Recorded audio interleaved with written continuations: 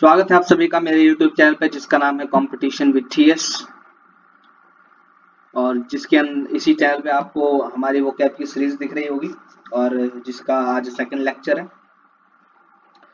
और इस इंग्लिश के वोकैब सीरीज में हमने कल 20 से 25 वर्ड्स को देखा था। उम्मीद करता हूँ आपने पीछे के लेक्चर्स की जितनी वोकैब्स थी आपने रिवाइज कर ली होंगी, क्योंकि अगर रिवाइज नहीं करोगे तो आप की जो वोकैबलरी है वो स्ट्रॉन्ग नहीं हो पाएगी। ठीक है, और मैं पिछले लेक्चर में आपको बता चुका हूँ वोकैबलरी याद करने का फॉर्मूला। उम्मीद करता हूँ आप सबने उसे फॉलो भी किया होगा। ठीक है, तो शुरू करते हैं आज के वोकैबलरी को, आज के वोकैबलरी सेशन को। और अगर कोई भी वोकैबलरी से रिलेटेड डाउट आता है तो कोई दिक्कत लेने वाली बात नहीं है, आप उसको डाउट को मेरे कमेंट सेक्शन द्वारा क्लियर कर सकते हैं। ठीक है, चलिए, तो इस बैच में आपको इंग्लिश से इंग्लिश की वोकैब से रिलेटेड आपको सीरीज देखने को मिलने वाली है। और इसके अंदर वो वोकैब्स आपको जो कि वो कराई जाए जो मोस्ट एक्सपेक्टेड है, most repeated you can say. ठीक है, मोस्ट रिपीटेड वोकैब्स है जो एक्सेसिव मोस्ट मतलब बहुत हर बार रिपीट करता है। ठीक है, वो वोकैबलरी मैं आपके साथ डिस्कस कर रहा हूँ। उम्मीद करता हूँ आप सब चीजें समझ रहे होंगे और आपको सब चीजें समझ में आ भी रही होंगी। ठीक है, तो स्टार्ट करते हैं आज की क्लास को। और ये है हमारा वोकैबलरी, ये है हमारी वोकैबलरी सीरीज जिसकी क्लास नंबर 2 जो कि all one day competitive exam के लिए बेनिफिशियल है, जैसे SSC, bank, CDS, CPO, Indian steno etcetera. ठीक है, चलिए स्टार्ट करते हैं आज की वोकैबलरी को ज्यादा टाइम वेस्ट ना करते हुए। तो सबसे पहला जो वर्ड है that is moth. Okay, moth. इस मोथ को समझते हैं। मोथ का मतलब क्या होता है? What is the meaning of moth? Moth का मतलब होता है an insect like a butterfly which usually flies at night. यानी आपने देखा हो जुगनू, देखा हो जुगनू। ठीक है, जुगनू देखा है जो रात में फ्लाई करते हैं। जैसे कोई भी इंसेक्ट है जो रात में फ्लाई करता है। ठीक है, जो रात में फ्लाई करता है उसे हम, वो हमारा मोथ होता है। जैसे जो भी कोई भी insect, which insect you can से, इस तरीके से हम लिख सकते हैं विच insect fly in the night. ठीक है, फ्लाई इन द नाइट यानी जो इंसेक्ट रात में फ्लाई करता है, रात में उड़ते हैं, रात में उड़ने वाले कीड़े को ये मोथ कहते हैं। ठीक है, MOTH, मोथ। ठीक है, नेक्स्ट वर्ड देखते हैं। नेक्स्ट है actuation. What is the meaning of actuation? Actuation का मतलब होता है, तो इसका अगर मैं मीनिंग की बात करूं तो इसका मीनिंग होता है the action of causing a machine और डिवाइस टू ऑपरेट। यानी एक ऐसा एक्शन या ऐसी कोई चीज जो कि मशीन या फिर किसी डिवाइस को ऑपरेट करती है। ठीक है, जैसे हम अपने लैपटॉप को यूज करते हैं, ठीक है, अपने कंप्यूटर को यूज करते हैं, अपने मोबाइल फोन को यूज करते हैं, जो एक्शन हम बटन दबाने यानी पावर ऑन बटन दबाने को यूज करते हैं। ठीक है, तो हमने अपने अपने हाथ को वहां पर काम पे लगाया, यानी अपने हमने कुछ एक्शन करा जिससे कि एक मशीन या डिवाइस ऑपरेट हुआ। ठीक है, ऑपरेट हुआ, इसी को हम क्या कहते हैं? एक्चुएशन कहते हैं। तो हम इसको कह सकते हैं the action of causing a machine और डिवाइस टू ऑपरेट, यानी किसी भी डिवाइस या किसी भी मशीन को ऑपरेट करने के लिए किया गया एक्शन। और इसी तरह से मतलब निकाल सकते हैं इसका मतलब एक्शन। कोई भी चीज को करने के लिए हमने किया गया एक्शन ही क्या होता है? एक्चुएशन होता है। ठीक है, तो action of causing a machine और डिवाइस टू ऑपरेट। अंडरस्टैंड? यहां तक की बात समझ में आ रही होगी। चलिए नेक्स्ट वर्ड है नेक्स्ट है सेंग्वाइन। ठीक है, नेक्स्ट वर्ड इज सेंग्वाइन। सेंग्वाइन का मतलब होता है चीरफुल, यानी बहुत ही मजेदार एवं खुशहालपन, है ना। होपफुल, यू कैन उम्मीद भरा भी कह सकते हो। Confident about the future, future के लिए कॉन्फिडेंट हो, यानी जो होने वाला है उसके लिए कॉन्फिडेंट हो। और जो जब आप किसी कोई भी चीज फ्यूचर में होने वाली है उसके लिए कॉन्फिडेंट होते हो तो आप क्या करते हो? बहुत खुश होते हो। ठीक है ना, इसी को हम एक वर्ड से नाम से चीयरफुल क्या कहते हैं? चीयरफुल। ठीक है, next word is palette. Next word is palette. What is the meaning of palette? Palette का मतलब मैं बता दूं आपको। जब आप बीमार पड़ते हैं, ठीक है, जब आप बीमार पड़ते हैं तो क्या होता है? आपका बीमार पड़ते हैं तो आपका जो रंग है वो थोड़ा फीका पड़ने लग जाता है, यानी आप पीला पीला थोड़ा है ना, आपका जो मुख है या फिर आपका जो फेस है या आपकी स्किन है वो पीली पीली पड़ने लग जाती है बिकॉज ऑफ इलनेस। ठीक है, तो इसी को कहते हैं आपका जो कलर है वो लाइट हो जाता है। ठीक है, इसका मतलब होता है light in colour because of illness. ठीक है, इलनेस के जब आप बीमार होते हो तो आपका जो कलर है वो लाइट हो जाता है। ठीक है, तो उसी को पैलेट कहते हैं। ठीक है, तो कह सकते हैं पीलापन। ठीक है, पीलापन कह सकते हो या फिर यू कैन से लाइट इन कलर। ठीक है, बिकॉज ऑफ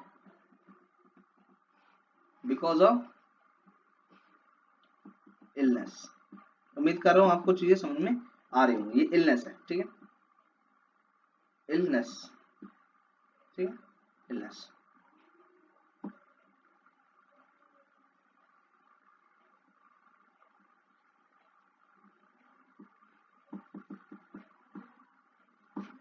इलनेस, ठीक है। चलिए नेक्स्ट वर्ड पे आते हैं। Next word is autonomous. Next word is autonomous. What is the meaning of autonomous? Autonomous का मतलब होता है having the right of powers of self government, यानी अपने आप को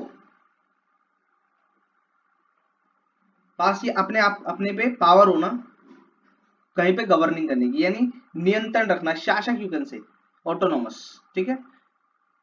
एक तंत्र यू कैन से, ठीक, ठीक है, एक तंत्र कहता है ना ऑटोनॉमस, यानी अपना ही शासन। ऑटो यानी अपना, जहां भी ऑटो लग जाता है उसका मतलब होता है अपना, और नोमस मतलब शासन, यानी अपना शासन, यानी हैविंग द राइट और पावर ऑफ सेल्फ गवर्न, यानी अपनी सरकार बनाने का अधिकार, अपनी सरकार बनाने का अधिकार, दैट इज ऑटोनॉमस।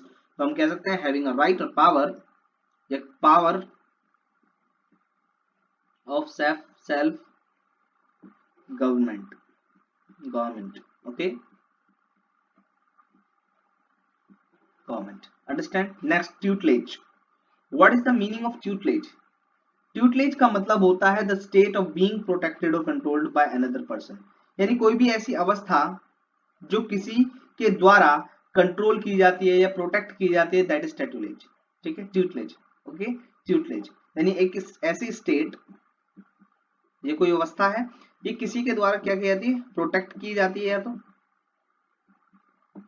प्रोटेक्ट की जाती है, या फिर इसे कंट्रोल किया जाता है।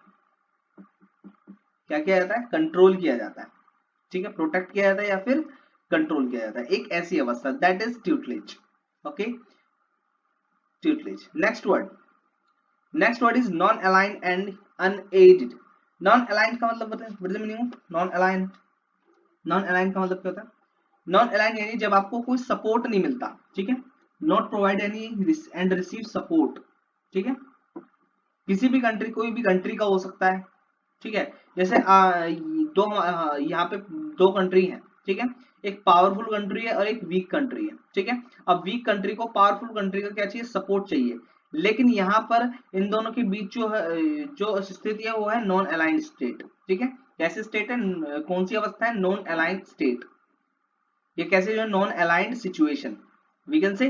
तो यहाँ पर क्या होगा, इस वीक कंट्री को पावरफुल कंट्री का सपोर्ट नहीं मिलेगा, ठीक है, अगर ऐसी सिचुएशन क्रिएट होती है, ठीक है, तो ऐसी सिचुएशन को हम क्या कहते हैं? नॉन अलाइंड कहते हैं। इसका मीनिंग अगर मैं बात करूं क्या निकलेगा, इसका मतलब होता है नॉट प्रोवाइड और receive support from any of the powerful country in the world, ठीक है।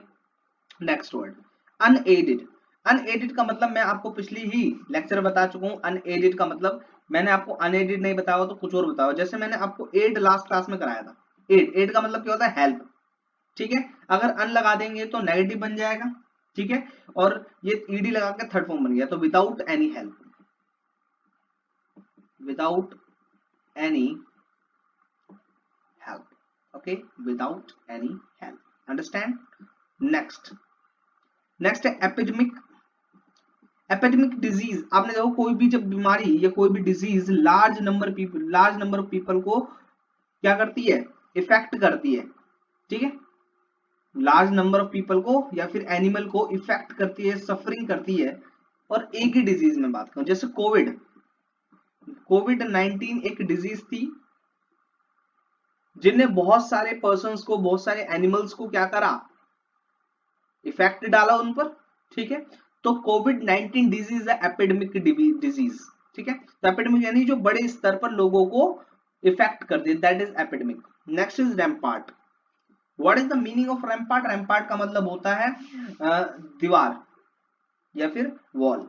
जैसे देखिए आपका ये किला है, मान के चलिए किला है, ठीक है, किले के चारों ओर आपने दीवारें खड़ी कर दी, क्यों? For security. और बहुत लंबी लंबी दीवारें हैं ये बहुत लंबी लंबी दीवारें हैं, तो for security, for your fort, अपनी सिक्योरिटी के, अपने फोर्ट की सिक्योरिटी के लिए आपने दीवारें खड़ी करी, तो दैट इज रैम्पार्ट, यानी wall of fort for security. मतलब किले की दीवार सिक्योरिटी के लिए जो बनाई जाती है वही, ठीक है। तो दैट इज रैम्पार्ट। क्या होता है इसका मतलब? रैम्पार्ट, यानी किले के चारों ओर की जो दीवारें होती हैं वो भी लंबी लंबी जो सिक्योरिटी के लिए बनाई जाती है, that is rampart. Okay, next word, next है embankment. Next word is embankment. What is the meaning of embankment? Embankment की बात करूं तो आपने नदियों में बांध देखे होंगे, नदियों में बांध देखे होंगे जो इलेक्ट्रिसिटी जनरेट करने के लिए हेल्प में लिए जाते हैं। तो उम्मीद करता हूँ आप सबने देखे होंगे, नहीं देखे होंगे तो आपने सुना तो होगा ही, जिन्हें आप इंग्लिश में डैम कहते हैं, ठीक है। तो डैम का मतलब ही, ये डैम का सिनोनियम ही क्या है? Embankment. Means embankment is a सिनोनियम of dam. तो इसका क्या मतलब हो गया? डैम, ठीक है। नेक्स्ट वर्ड देखते हैं डिच। नेक्स्ट वर्ड है ditch. What is the meaning of ditch? Ditch का मतलब क्या होता है? देखिए, डिच का मतलब आप जानते हैं, लेकिन आप इस वर्ड का मतलब ऐसे नहीं जान पाएंगे, मतलब आपके दिमाग में नहीं है इस वर्ड का मतलब, लेकिन अगर मैं आपको समझाऊं तो आप जानते हैं कैसे। आप जहां भी कहीं भी रहते होगे, ठीक है, आप जहां कहीं भी रहते हो, अपने घर पे रहते होगे, घर में नहाते भी हो, तो जब नहाते हो, जब खाना पकाते हो, बर्तन धोते हो, तो पानी कहाँ जाता है? आप कहोगे घर, घर के बाहर जो नालियां बनी है उनमें जाता है, यानी ड्रेन्स में जाता है, ठीक है। तो drain is a सिनोनियम of ditch, यानी ड्रेन ही का मतलब होता है डिच। ड्रेन का मतलब होता है डिच, ठीक है। ड्रेन यानी नालियां, ठीक है, आपको पता है नालियां, ठीक है। Next word, next word is sultry, ठीक है, sultry. Next word is solitary. Solitary मतलब क्या होता है? यानी सॉलिटरी मतलब होता है सोलो। आपने एक वर्ड सुना सोलो, ठीक है, आपने एक वर्ड सुना होगा सोलो। सोलो का मतलब क्या होता है? सोलो का मतलब होता है एलोन, ठीक, क्या होता है? एलोन। ऐसे ही सॉल्ट्राई का क्या मतलब होता है? एलोन, एलोन यानी अकेला। जो जो कुछ भी करता है, अगर एग्जिस्ट भी करता है तो कैसे, कहीं भी रहता भी है तो अकेला, ठीक है, हर चीज अकेले में उससे पसंद है। Next is pillage. Next word is pillage. What is the meaning of pillage? Pillage का मतलब होता है to steal something by using violence and force during war. यानी जब कहीं युद्ध चल रहा है, ठीक है, युद्ध चल रहा है और युद्ध के समय वायलेंस है, वायलेंस होती है, ठीक है, फोर्स यूज की जाती है, ठीक है, उस समय आप कहीं से कुछ चीज चुरा रहे हो, यानी स्टीलिंग। सीधी सी बात कहें तो इसका मतलब क्या निकलता है? स्टील, चुराना, क्या? चुराना। ड्यूरिंग वॉर, ड्यूरिंग वॉर, ठीक है, यानी वॉर के समय कुछ चुराना, दैट इज पाइलेज। जैसे आप अगर देखो, दिल्ली में जब दंगे हुए, यानी दिल्ली में एक समय बहुत तगड़े तरीके से जब सीए एनआरसी का जो मुद्दा उठा था, तो उस समय क्या हुआ था? लोगों ने दंगे छेड़ दिए थे, ठीक है, लोगों ने दंगे छेड़े, जिसने हिंदुओं ने मुसलमान की, मुसलमान की हिंदुओं की दुकान जलाई, ठीक है। उस समय क्या हुआ? लोग वहां पर क्या करने लगे? चोरी, स्टील, यानी वहां पे यहाँ पे दिल्ली में एक तरह से युद्ध का माहौल था ड्यूरिंग वॉर, ऐसे तरीके से मान लीजिए, और लोगों ने अपने फायदे के लिए वहां पर स्टील यानी चोरी करनी शुरू कर दी। तो यही ही पाइलेज है, ठीक है। नेक्स्ट वर्ड समझते हैं। Next word is desecrate. Next word is desecrate, ठीक है। डिस्क्रीट का मतलब होता है to damage a place for religious importance of treat, और ट्रीट इट विदाउट रिस्पेक्ट। अब आप, मैंने आपको इसे इंग्लिश में समझाया, नहीं समझाया, क्योंकि मैंने एक बड़ी स्टेटमेंट बोली। स्टेटमेंट बोलने का मतलब ये नहीं कि मैं आपको दिखा रहा हूं कि मेरे को इंग्लिश आती है, ठीक है, इंग्लिश आपको भी आती है, लेकिन आप समझ नहीं पाते हैं, ठीक है। व्हाट इज द रीजन आपको इंग्लिश नहीं आती? रीजन आप समझ नहीं पाते। समझने का प्रयास करोगे तो आपके लिए भी बहुत ही आसान है इंग्लिश, ठीक है। अब देखो, मैं इसे हिंदी में समझाऊंगा, कितना प्यारा वर्ड है। डिस्क्रीट मतलब क्या होता है? डिस्क्रीट मतलब ये एक रिलीजियस वर्ड है, यानी जब आप किसी भी धर्म के लोगों को, लोगों के धर्म के लोगों के प्लेस को, यानी जैसे आप अगर मुसलमान धर्म की बात करो तो उनका प्लेस जो रिलीजियस प्लेस है, धार्मिक प्लेस है, वो हमारा क्या है? वो मस्जिद है। लेकिन अगर मैं बात करूं, हिंदुओं का मंदिर है, ठीक है। जब आप इन्हीं पर प्रहार करते हैं, यानी इन्हें ही डैमेज करने का काम करते हैं, दैट इज डिस्क्रीट, ठीक है। To damage a place of for religious importance, जिन्हें धर्म इंपॉर्टेंस देता है, ठीक है, और आप उसे ऐसे ट्रीट करते हैं विदाउट एनी रिस्पेक्ट, आप उसकी रिस्पेक्ट नहीं करते, ठीक है। तो ऐसा नहीं करना चाहिए। अगर मैं एज अ स्टूडेंट्स आपसे बात करूं, ठीक है, तो ऐसा नहीं है, हर हर किसी का धर्म अपने आप में बेस्ट होता है, ठीक है, हर किसी का धर्म कुछ ना कुछ हमें कुछ नया सिखाता है, ठीक है। हमें धर्म से सीखना चाहिए और धर्म से सीख के उसे इस तरीके से स्प्रेड करना चाहिए ताकि लोग धर्म के बारे में सही सोचें, गलत सोच ना रखें, ठीक है ना। मतलब सबके धर्म, जैसे अगर मैं बात करूं हिंदू मुस्लिम, हिंदू मुस्लिम, या फिर हिंदू धर्म, मुस्लिम धर्म, सिख धर्म, ईसाई धर्म, ये सारे के सारे धर्म अपने आप में बेस्ट है, क्योंकि सब में अपनी कुछ अलग अलग बातें हैं, हमें उनसे वो अलग बातें सीखनी चाहिए। हमें ये नहीं कि मुसलमान धर्म कहता है कि हिंदू गलत है, हिंदू धर्म कहता है कि मुसलमान गलत है, ऐसा कुछ नहीं है, ठीक है ना। ये सब भावनाएं हैं जो पुराने समय से मुसलमान या हिंदू वगैरह फैला रहे हैं, जो कि भारत को तोड़ना चाहते हैं, ठीक है। तो डिस्क्रीट का मतलब होता है टू डैमेज अ प्लेस या रिलीजियस प्लेस, तो इसका मतलब है to damage a religious place, okay, religious place. Next, entrust. Next word is entrust. What is the meaning of entrust? Entrust होता है assign the responsibility, यानी अपनी responsibility को assign करना, यानी अपने responsibility को समझना, ठीक है, जिम्मेदारी को समझना, अपने ऊपर ट्रस्ट करना, entrust उसे कहते हैं, ठीक है।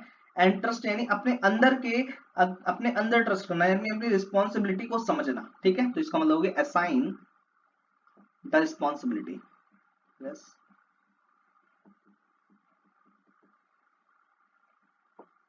रिस्पॉन्सिबिलिटी, ठीक है, रिस्पॉन्सिबिलिटी, अंडरस्टैंड। चलिए नेक्स्ट वर्ड समझते हैं, consign.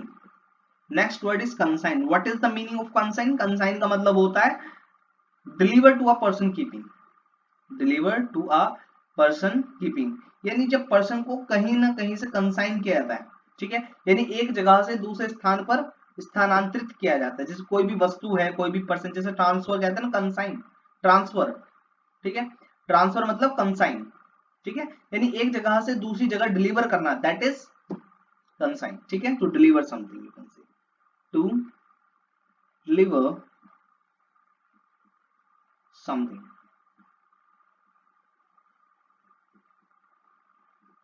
to deliver something. Next word is extrusion.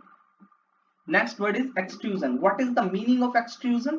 Extrusion का मतलब होता है the process of forming something by forcing or punishing it, ठीक है, the process of forming something by forcing or punishing, यानी किसी को फोर्स लगाकर, किसी को पनिश कर कर कुछ चीज का फॉर्मेशन करना, that process is extrusion, that process is exclusion. जैसे अगर मैं बात करूं, आप लोहे को देखो, आयरन को देखो, अगर आप आयरन को कोई भी शेप देना चाहते हो, तो आप क्या करोगे, उस पर फोर्स लगाओगे, उस पर पुश करोगे, यानी उस पर हथौड़ा मारोगे, ठीक है, जब जाके उससे कुछ चीज का फॉर्मेशन होता है, ठीक है। कोई भी मेटल, जब तक आप उस पर फोर्स नहीं लगाएंगे, उस पर पुशिंग नहीं करेंगे, तो वो कोई भी चीज का फॉर्मेशन नहीं कर पाएगी, ठीक है ना। तो एक्सक्लूजन मतलब to format something by using force और पुशिंग, ठीक है।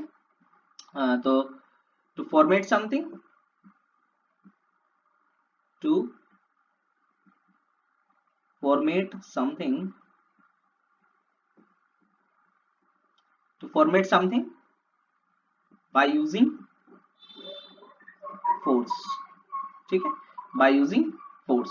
Next is स्केवेंज। नेक्स्ट वर्ड पे चलते हैं, तो नेक्स्ट वर्ड आता है स्केवेंज, ठीक है। स्केवेंज का मतलब, what is the meaning of scavenge? मतलब होता है to look for something in the waste, यानी देखिए यहाँ पर ये कचरा पड़ा हुआ है, ठीक है, कचरा पड़ा है, आप यहाँ हैं, आप इस वेस्ट में कुछ अपने काम की चीजें ढूंढ रहे हैं, ठीक है, आप अपने इस वेस्ट में कुछ काम की चीज ढूंढते हैं। जैसे किसी को, कोई गरीब व्यक्ति है, हम अब यहाँ पे अमीर व्यक्ति क्या करता है, जिन पे पैसा होता है, वो क्या करता है, जो जब उसका खाने का मन नहीं करता, तो वो खाने को भी, अन्न को भी क्या कर देता है, वेस्ट मटेरियल में फेंक देता है, ठीक है, उसे वेस्ट समझकर फेंक देता है। जो गरीब आता है उसके लिए तो वो एक भोजन है, ठीक है, तो वो अब इस वेस्ट में अपने काम की चीज देख लेगा, यानी उसे भूख लगी तो रोटी मिल जाएगी, ठीक है। और कोई ऐसे ही वेस्ट में घूम रहा है, तो उसे बहुत चीजें अपने काम की दिख जाती हैं, ठीक है ना। तो to look for the something in the waste, यानी अपने वेस्ट में अपने काम की चीज ढूंढना या देखना, that is scavenge, okay. Next is veracity. Next word is veracity. What is the meaning of veracity? Veracity का मतलब होता है conformity of to facts, conformity to facts. What is the meaning of veracity? मैंने आपको बताया conformity to facts, यानी जितने भी फैक्ट्स हैं, जितने भी फैक्ट्स हैं, क्या है, फैक्ट्स हैं, इनको कंफर्म करना, ठीक है, इनको कंफर्म करना, इनको कंफर्म करना ही क्या है, वेरासिटी है, यानी फैक्ट्स को कंफर्म करना, दैट इज वेरासिटी, ठीक है, that is veracity, understand. Next word पे चलते हैं। नेक्स्ट वर्ड इज डिसाइड, ठीक है, डिसाइड। डिसाइड का मतलब क्या होता है? डिसाइड का मतलब होता है डिसऑनेस्ट बिहेवियर, यानी किसी के आप किसी के प्रति आपका जो बिहेवियर है वो डिसऑनेस्ट है। जैसे आपके एक दोस्त है, ठीक है, इसको एग्जाम्पल के थ्रू समझना, अपने ऊपर ले मत लेना, ठीक है। डिसाइड अगर मैं एग्जाम्पल के थ्रू समझाऊं, आपका कोई दोस्त है, ठीक है, दोस्त है, अब दोस्त है और आपका उसके साथ व्यवहार ऐसा है कि ईमानदारी तो ईमानदार वाला व्यवहार नहीं है। जैसे आप उससे अपना काम निकालते नहीं तो छोड़ दिया, ठीक है, दैट इज डिसऑनेस्ट बिहेवियर, ठीक है। इसका मतलब क्या हो गया, dishonest behaviour. Next word is filch. Next word is filch. What is the meaning of filch? Filch का मतलब होता है चोरी करना, to steal something, to steal, to steal something, यानी फ्लिच यानी चोरी करना। नेक्स्ट वर्ड देखेंगे, philanthropist। Next word is philanthropist। What is the meaning of philanthropist? philanthropist मतलब a person who helps the person by money, यानी जब व्यक्ति किसी दूसरे व्यक्ति की मदद करता है लेकिन पैसे के द्वारा, यानी पैसा दे देता है कि तुम्हें जो जरूरत है वो ले लेना, ठीक है। तो help by money, help by money we can say, ठीक है, a person who helps of poor person of anybody by giving money. Next है encroach।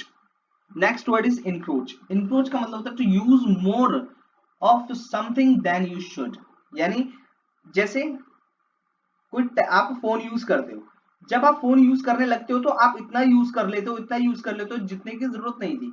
जैसे आपको अपना मन को फ्रेश करना, माइंड को फ्रेश करना है, आप कहोगे कि थोड़ी देर मूवी देख लेता हूँ या थोड़ी देर रील्स स्क्रॉल कर लेता हूँ, और जब आप रील्स स्क्रॉल या फिर यूट्यूब के शॉर्ट्स स्क्रॉल करने लगते हैं तो आपको पता नहीं चलता आपने 2 से 3 घंटे कहाँ बर्बाद कर दिए। लेकिन आप सोच के बैठते हैं कि मैं सिर्फ 10 से 15 या फिर 1 से 2 रील देखूंगा, लेकिन जब आप देखने लगते हैं तो आप अपना टाइम वेस्ट बहुत कर चुके होते हैं। यानी तो use more of something than you should, यानी जितना आपने करना चाहिए था उससे ज्यादा आपने कर लिया, ठीक है, वही चीज, ठीक है, दैट इज इंक्रोच, ठीक है। तो इसका मतलब समझ में आ गया होगा। अब इसको लिखना मेरे लिए बहुत ही हार्ड वर्क हो जाए, क्योंकि यहाँ पर मेरे पे इतना स्पेस नहीं है कि मैं इसके स्टेटमेंट को लिख सकूं, इसके मीनिंग को लिख सकूं, इसलिए मैं आपको इसलिए छोड़ रहा हूँ कि आप इसे खुद लिख लेगा। मैं इसका मीनिंग बताऊं, इंक्रोच का मतलब होता है to use more of something than you should, यानी जितना आपको चाहिए उससे ज्यादा आप यूज कर लेना, ठीक है।